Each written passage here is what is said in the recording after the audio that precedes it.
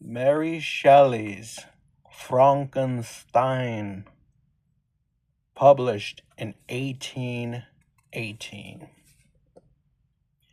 Obviously, I did not read the one that was published in 1818. This has to be an abridged version. For those that don't know what abridged means, basically a shorter version of the original 1818 Mary Shelley's Frankenstein.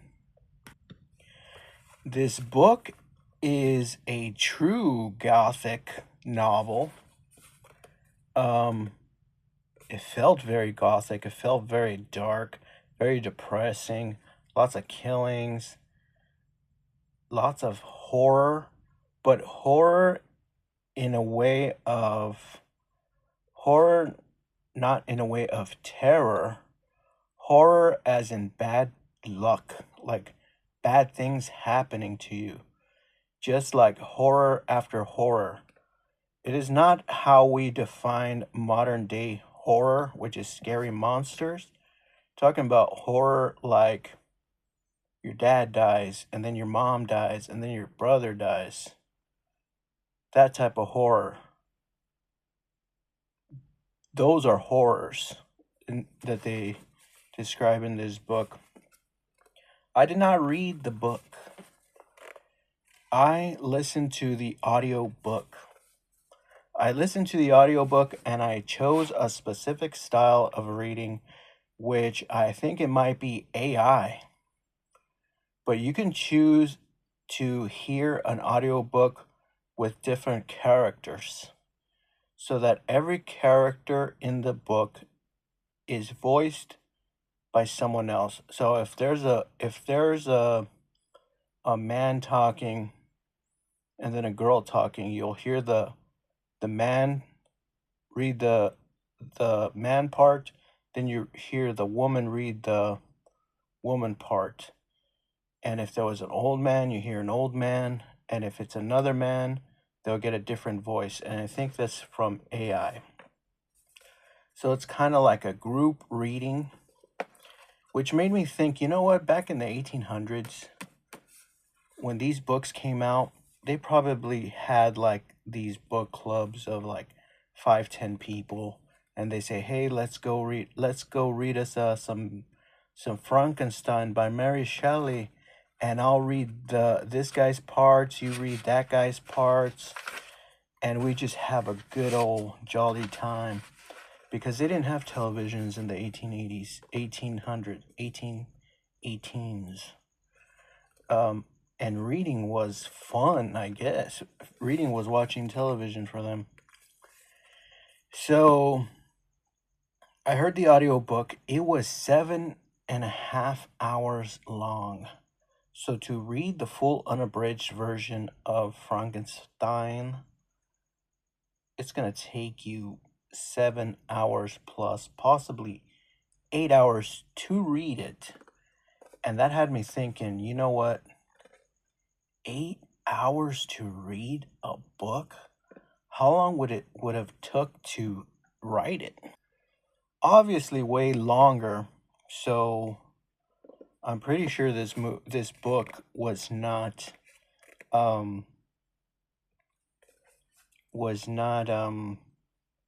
not an easy feat for them to do back in the day, but so it is a pretty marvelous book. But as far as entertaining or great, I would say the book is not that great. The concept is okay. I think the movies that adapted this story really brought this book to life.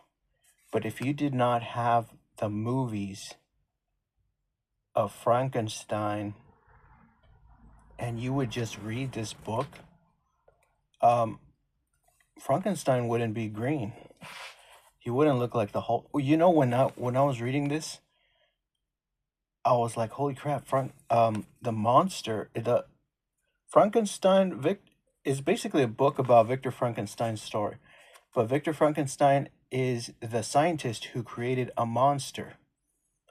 He created a monster out of dead people, and that monster ran away and started. Well, this is the premise, I guess. Frankenstein invented a monster. I mean, he brought a dead man to life, created a monster. The monster ran away into the snow, into Mont Blanc, I believe. Probably Mont Blanc. They mention Mont Blanc a lot. So that monster ran to the snow, but that monster had feelings, deep feelings, and you can hear what the monster was thinking. Now, the monster does not have a name, but Victor Frankenstein hated the monster because there's certain things that the monster does that hurt Victor Frankenstein, the scientist, or I don't know what the hell he was, the guy that made the monster. He was basically tormenting Victor Frankenstein because the monster had feelings and the monster had needs. The book is basically a series of a bunch of letters written to certain ladies, certain people. Some letters are written by Frankenstein. Some letters are written by this guy that was like a shipboat captain that was out by Mont Blanc or by the frozen areas. And he found Victor Frankenstein in the freezing cold, picked him up. Victor Frankenstein ends up dying. But they tell him the story of this monster that keeps tormenting him. So the name of the monster has no name, but Frankenstein keeps calling it a demon. So he said, "Get away from me, demon. I hate you, you demon, you wretch, you abomination, you devil." Like, basically, that's what he calls the guy, right? And at first, the monster gets a hold of Frankenstein because he's basically stalking him. Kills like his brother, I guess, in the beginning. So the monster kills the brother, and then they blame this girl that had nothing to do with it. She was put in prison for the killing of the brother, of Frankenstein's brother. But Frankenstein, in the back of his head, knew that, holy crap, I created this monster, and for some reason the monster knows my family, and he killed my brother. And so in the beginning, Frankenstein is writing letters to his future wife, which turns out to be his cousin. So that's kind of weird. One of his cousins, which is a girl, and at first he's sending these letters to this girl that he's gonna wed, and he's gonna do all these plans and all that crap, and it really has nothing to do with the story in the beginning. The freaking book is very wordy. It is extremely wordy. It could have been a quarter of this size. It could have been a 2-hour read, and you would have had the same things, because there's not really that many big events that happen, but there are a lot of killings, probably about 5 or 6 killings. I keep saying Frankenstein, but the monster that everybody thinks is called Frankenstein, that monster, the demon, they call him the demon, the devil, whatever the hell you call him, devil, the abomination, the demon, he has feelings. He wants people to like them. He wants kindness, but he went out into the world, and the world did not accept him because he was so extremely ugly that people would try to throw, like, as soon as he would say hello or something, people would scream and they would throw things at him, tell him to get away. He was that ugly and wretched. It made him feel like crap. He wanted the demon wanted people to love him and accept him, but literally no one would accept him except for maybe this little girl that accepted him. And there's some funny parts in there too, because he was a man, the demon was a man and had sexual needs. And there's this scene where there's this beautiful woman laying in the bed, and he's like, "Hello, my darling. How are you, beautiful?" Like something to the degree of that. And he's like, "Oh, you're so beautiful. Here is your husband." He's kind of like role playing, like all this crap. And he's saying these words, and he's like, "Oh, how you love me and all that stuff, and I love you and all that." And this girl is sleeping. She don't even know who that guy is. Well, the girl wakes up. She's scared to crap. She tries to attack the guy. I mean, the demon. I think the demon ends up killing her. So, um, he was looking for acceptance. The demon was looking for acceptance. But he was very murderous, and he almost had superhuman strength. Like he could rip people's arms off. And when I was reading this book, I said, "Holy crap, this is the Hulk." The demon in this story is actually like the Hulk. The more he gets angrier, the more violent he gets, and he kills. And I think the Hulk kind of was was modeled after the actual picture of Frankenstein, because the early Frankenstein was green or gray, and the early Hulk looks like Frankenstein. So I think Stan Lee might have stolen the look of the Hulk from the demon in the book Frankenstein. So, but all in all, the book was not the best. It was pretty interesting. It was cool that it was a gothic book, like basically like a dark, gloomy, tragic, um, tragic story. Like Victor Frankenstein was not happy during the entire book. He hated the demon. He was happy for a little bit, and he had hopes for things, but everything in his life turned dark and tragic, and that's what makes it a gothic story. It makes it pretty dark. So I thought it was cool that it was like that. I don't know if it was the first one that was like that, but um, it's one of those.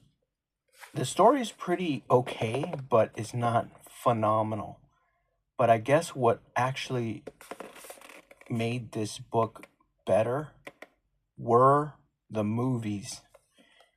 And once Universal, probably either Universal Studios, started making the movie of Frankenstein, then it made this book better. But had we never had those movies or shows or pictures of Frankenstein, of the monster, the demon of Frankenstein, um, then this book would just be an average read. It would be pretty wordy. It's pretty wordy and lengthy, and it could have been better if it was a 2 hour read, but it's a damn 8 hour read. Would I want to read this again? Probably, because this is a true gothic classic. Now, it's not phenomenal, but it's interesting enough to get a really good copy of this and have it in your collection, because this story is not going to go away. There's nothing truly special about the story. um, and it is a little confusing to understand what the hell is going on, because it doesn't necessarily, it kind of like spins around the subject. It doesn't literally tell you what's going on. You're literally finding things out. It's basically giving you clues, and you're reading a bunch of letters, and you're finding things out for yourself. Like at first, the demon was talking very elegantly and saying, "Look, I'm not trying to hurt you. I'm not trying to hurt you." But later you find out that the demon didn't know how to talk, didn't know how to speak, didn't know how to read, didn't know how to write, and he started watching these little kids playing and talking, and he learned how to say certain words, and he learned certain words. So even though in some of the scenes he's talking very like profusely or something like that, I don't know how to say it, but he's talking very accurately. But you kind of figure out that, oh man, he's saying these things in his head, but when he's strangling someone or he's fighting with Frankenstein, Frankenstein is probably hearing, oh yeah, oh yeah, oh yeah, but the Frankenstein saying, stop moving, I'm not trying to hurt you, stuff like that. So that's why the movies actually help this book out a lot. So I would see if I could find a really nice deluxe version of the Frankenstein. I would like to read Bram Stoker's Dracula. I've read it before when I was a kid, so I mean when I was in high school, so I want to revisit it and see how it was. But this is a nice, cool little gothic book. This might be the abridged version, so try to find one that is unabridged. Born in London, Mary Wollstonecraft Shelley. So yeah, it's a very British book, very English. Talks about England and all that stuff. I think that's where it takes place, around there. But they're also towards Mont Blanc. I don't even know where Mont Blanc is, but they talk about Mont Blanc a lot. There's a lot of snow in this book too, because that's where the Frankenstein hides, is in the snowy Alps, or wherever the hell the massive snowstorms are.